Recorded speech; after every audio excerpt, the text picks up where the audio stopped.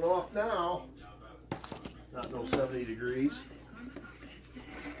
Oh.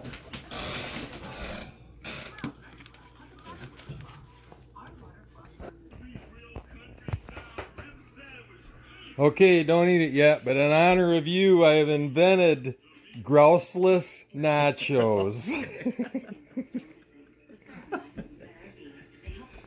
Well, yeah, because it can't be woodcock because it's Yeah, I too did. big. Yeah. Well, even if I put the woodcock in it, it would Right. still be grouseless nachos. Thanks. That looks good.